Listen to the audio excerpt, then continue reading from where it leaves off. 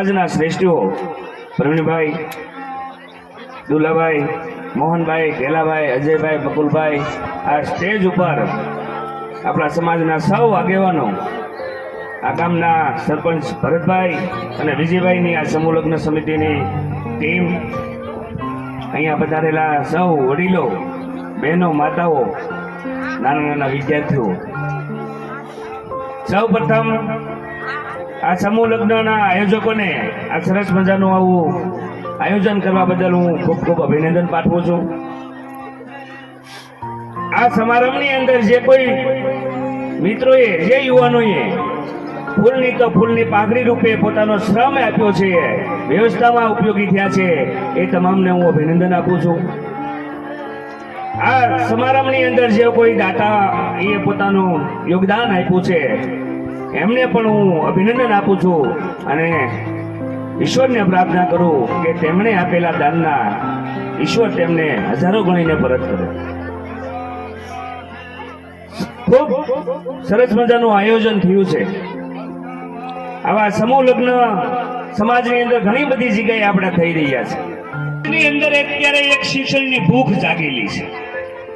આપણે જોઈએ છીએ કે તમામ જગ્યાએ, તમામ સરકારી કચેરીઓ હોય કે કોઈ પણ જગ્યાએ હોય ત્યાં આપણા સમાજના યુવાનો આજે આપણને જોવા મળી રહ્યા છે, પોતાની સેવા આપી રહ્યા છે. આજથી આપણે ખાલી 20-25 વર્ષ પહેલા જો આપણે કોઈ પોલીસ સ્ટેશનમાં ગયા હોય, કોઈ તાલુકાની કચેરીમાં ગયા હોય ને તો આપણા સમાજના કોઈ પણ ત્યાં આપણને મદદ કરવા વાળા હતા નહીં.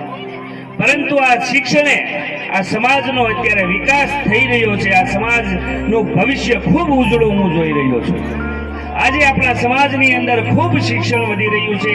આજે આપણે દરેક પરિવાર કે દરેક ગામની અંદર જોઈએ ને ખૂબ શિક્ષણની અંદર આગળ વધી રહ્યા છે. આપણા સમાજના દરેક જગ્યાએ આપણા યુવાનો દરેક પોસ્ટની અંદર આજે આગળ વધી રહ્યા છે. પણ તેમ છતાંય હજી આપણે જે શિક્ષણ માટે જે કરવું જોઈએ, જે થવું જોઈએ, એ પૂરતું થતું હોય એવું મને લાગતું નથી. કારણ કે આપણા આ સમૂહ લગ્ન ખૂબ સારી વાત છે. આ સમાજના બચત માટે, જે ગરીબ માણસો છે એમના સારા આયોજન માટે આ ખૂબ જરૂરી છે. પણ આપણા સમાજના જેટલા આખા તાલુકામાં સમૂહ લગ્નો થાય છે ને, એટલા આપણા સમાજના વિદ્યાર્થીઓના ઇનામ વિતરણના કાર્યક્રમ થતા નથી. કહેવાનો મતલબ કે આ દુઃખની વાત છે કે આપણે હજી પણ શિક્ષણ પ્રત્યે જેટલા જાગૃત હોવા જોઈએ, શિક્ષણ પ્રત્યે આપણે જે કંઈ કરવાનું છે એમાં હજી પણ આપણે થોડા ગુણા ઉતરીએ છીએ. કારણ કે શિક્ષણ એ એવી વસ્તુ છે કે દરેક વિદ્યાર્થી અને દરેક માતા પિતાને પોતાના બાળકને ભણાવવો તો હોય જ, પરંતુ એને યોગ્ય અને જરૂરી માર્ગદર્શન કંઈક અટકે છે. કંઈક એવું છે કે એને રાહ ચીંધનારા લોકો નથી મળતા.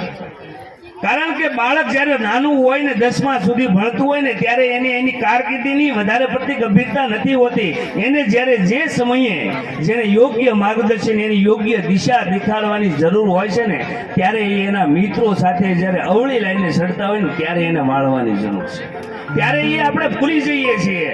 આપણે કોઈ પણ વાલી હોય ઘરની અંદર, ગમે તે કામ કરતા હોય, ભલે કોઈ પણ મજૂરી કરતા હોય, હીરા ઘસતા હોય, કઈ કામે જતા હોય, કારખાનામાં જતા હોય, પરંતુ ખૂબ એવા વાલીઓ ઓછા છે કે સાંજે એમના બાળકની સાથે અડધી કલાક વાત કરતા હોય. કારણ કે દીકરો હોય કે એના માતા પિતા હોય, સમય મળે ને એટલે મોબાઈલ લઈને બેસી જાય. એના દીકરાને પૂછતા નથી કે આજે સ્કૂલમાં તને શું શીખવાડ્યું છે, શું થયું છે, તારું કઈ રીતનું કઈ મુશ્કેલી છે. આપણે કહેવાનો મતલબ કે આપણે બાળકને સમય આપતા નથી. એટલે એવા જ યાદ રાખજો કે જે વાલીઓ પોતાના માતા પિતા જે છે એના બાળકને જે સમય નથી આપતા ને, એ મોટા થઈને એના બાળકો એના માતા પિતાને ક્યારેય સમય આપવાના નથી. કહેવાનો મતલબ કે આપણે જેવું એને શિક્ષણ આપશું એવા એ મોટા થઈને થશે. આપણો સમાજ ખૂબ વિશાળ છે. આખા ગુજરાતની અંદર આ આખો કાંઠા વિસ્તાર આપણે નીકળીએ, ખૂબ આપણે મોટા ભાગના મજૂરી સાથે સંકળાયેલા લોકો છે, પણ આ સમાજનો ઇતિહાસ જાણવા જેવો છે. આ સમાજને ઈમાનદારી ઉપર આપણે ગર્વ લેવા જેવું છે. આ સમાજ એટલો ખૂબ સારો છે કે આ સમાજની અંદર આપણે ગર્વ લઈ શકીએ એવા આ સમાજનું નિર્માણ થયું છે. અને આ સમાજને જો આપણે હજી આગળ લઈ જવો હોય, આ સમાજનું જો ઉત્થાન કરવું હોય, આ સમાજને આપણે ખૂબ આગળ લઈ જવો હોય, તો જ્યાં સુધી આપણે પારિવારિક એકતા નહીં કરીએ, આપણા પરિવારની અંદર આપણે ભાઈ ભાઈની અંદર ઝઘડા થતા નહીં અટકાવીએ, જ્યાં સુધી આપણે નાની નાની વાતમાં આપણા પાડોશી સાથે, આપણા ભાઈ સાથે 2 ફૂટના છેડા માટે અને એક નાની એવી દિવાલ માટે આપણે ભાઈઓ સાથે જ્યારે સમાધાન નહીં કરીએ, નાની એવી વાત માટે આપણે કોર્ટના પગથિયા ચડવાનું જ્યાં સુધી બંધ નહીં કરીએ ને, ત્યાં સુધી આ સમાજનો વિકાસ થવાનો નથી. એટલે કે આપણે પારિવારિક એકતા છે ને એ ખૂબ મહત્વની છે. જ્યાં સુધી પરિવારની એકતા ટકેલી નહીં રહે ને, ત્યાં સુધી આ સમાજની એકતા થવાની શક્યતા નથી. એટલે પરિવાર છે ને એ ખૂબ મહત્વની વાત છે. આપણે આજે જોઈએ છીએ કે પરિવાર, સંયુક્ત પરિવાર છે ને એ ખૂબ વિખાઈ ગયો છે, નોખા થવા માંડ્યા છે. આજે આપણે જોઈએ છીએ કે સમાજમાં નાની નાની દીકરીઓને ભાગવાના બનાવ બને.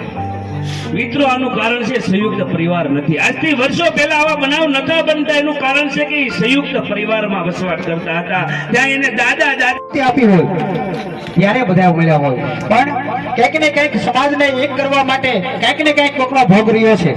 પણ આપણા સમાજને જરૂર છે શિક્ષણની.